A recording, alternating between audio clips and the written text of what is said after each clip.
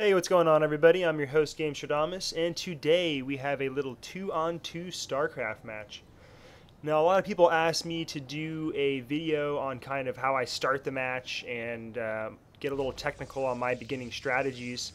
Now, there are a lot of strategies to use in StarCraft, obviously, for each different race and depending on who you are playing. So today, I'm going to be doing a little strategy on all-out offense and how I like to start. So right in the beginning, I build up about 8 or 9 probes. From there, I'll build the pylon in the front, as you can see here. And after that, I'll build 2 gateways to try to produce units as fast as possible, followed by a second pylon. Now, I'm playing with a Zerg player here, which is on my team, and we are against Protoss and Terran. So we are trying to rush the Protoss player as fast as possible and hopefully really drag him behind or knock him out of the match immediately. So that is why I'm going all offense, and I have a Zerg player to help. So I put a pylon in the corner over there just because I'm playing Terran, and Terran sometimes likes to take Reapers and jump up there and try to take out your probes.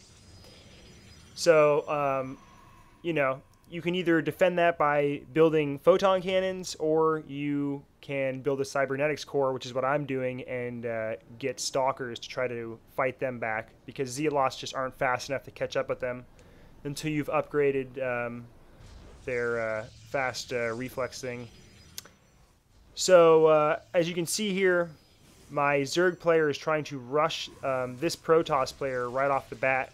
He has an Overlord, if you can see right there, that's watching what this guy's doing, and he can see that he didn't have any zealots or anything, and that he was kind of quick expanding for more unit production in a way. So he's just up here trying to annoy the guy and hold him back. So as you can see here, these Reapers came up there to defend him. But anyway, I'm going to jump ahead to another section right now, but this is pretty much how I start for an offensive thing, is get about 3 gateways right there with a couple pylons and just pump out units. So this is about a few minutes later into the game. I have built 4 gateways now with a couple more pylons to build up a bigger army. And my Zerg partner and I are just constantly sending wave after wave at this Protoss player, just to distract him, kind of keep him held down, but also make sure that he's not expanding. Now, I can tell based on how many units both the Terran and the Protoss player are building that their focus is on ground units, at least for right now. So I'm immediately going to expand to a second base, which I did in the bottom right corner, if you can see. And my partner also expanded to a second base, and I'm going to go straight for air units, try to get some carriers and void rays. Just because there's only so many different ground units on each side that can actually defend against air, and Terran really doesn't have that good of air defense with Marines, especially against carriers and that kind of stuff.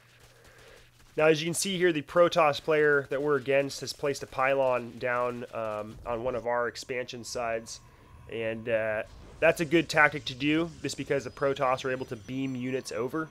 And not only can you do that, but you can also see when we're expanding there. So if he's paying attention, he should see that I've expanded there.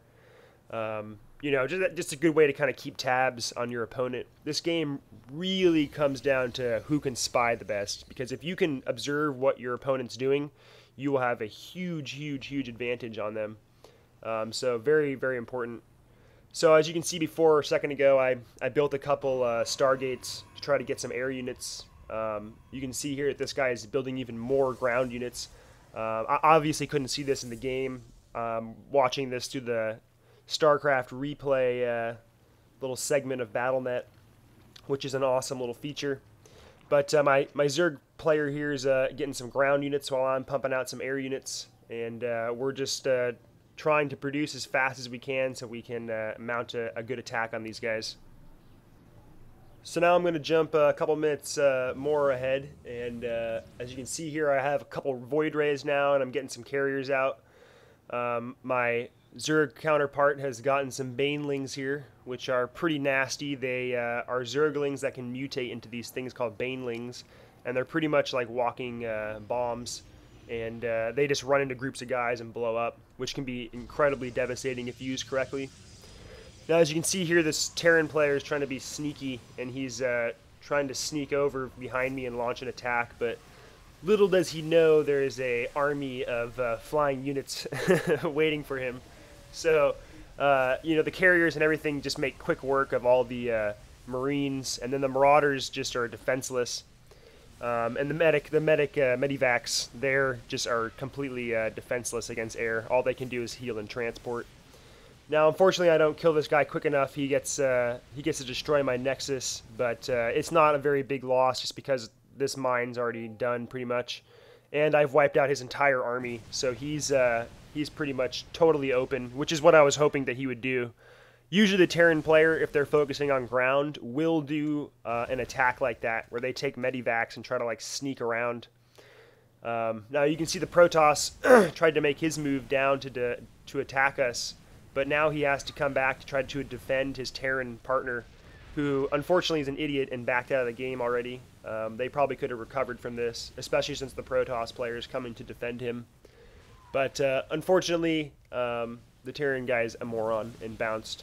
So he's out of the game. I realize that, and now that I see the Protoss players coming up to defend him, I know that his army's up at the Terran base. So I'm telling my Zerg partner to attack right now. Just because his base is completely open, and once we get that drop on him, then it's pretty much over. One quick thing I wanted to point out about the Zerg: if you are focusing on ground units, I think it is very important to get a Nidus Cavern, which allows you to instantaneously transport units around the map through these little cavern things that you can kind of build. Which is nice because you can build one Nidus Cavern building at your like the main hub at your main base, and then you can just set up a bunch of tunnels around the base. So if you need to like quickly get to your partner's base to defend him or do sneak attacks like behind any of the opponent players, it's a very, very nice move to do, and it's a really big bonus as being a Zerg player in my opinion. So at this point it's 2-on-1. Game's pretty much over. The other guy knows this too. There's not much you can do once we have carriers and everything, and it's obviously 2-on-1. So anyway, hope you guys enjoyed this gameplay. There's a couple interesting tactics I wanted to point out, and I will bring you more StarCraft soon. Take care. It's just one click.